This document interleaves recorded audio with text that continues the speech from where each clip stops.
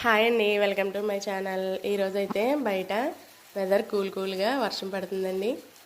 మాకైతే చాలా బాగుంది వెదర్.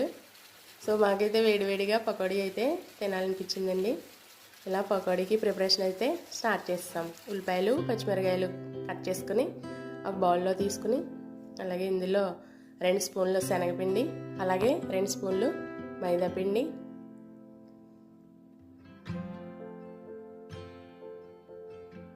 ఇలా 2 స్పూన్లు శనగపిండి, అలాగే 2 స్పూన్లు మైదాపిండి కూడా చాలా బాగుంటాయండి. ట్రై చేయండి మీరు కూడా. సో ఇలా వేసుకుని టేస్ట్కి సరిపడా సాల్ట్,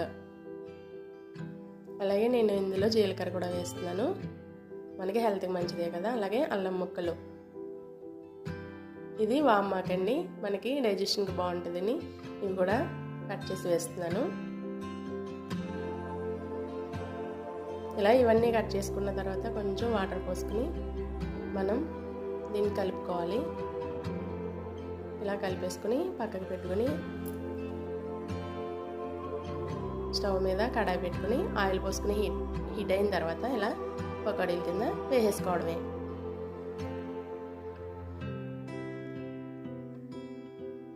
మనకి వెదర్ కూల్గా ఉంటే అనిపిస్తుంది కదండి, వేడివేడిగా ఏమైనా తింటే బాగుంటుంది అని.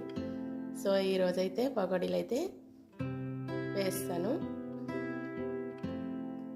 చూస్తారా ఎంత క్రిస్పీగా క్రంచీగా వేడివేడి పకోడీ అయితే రెడీ అయిపోయింది.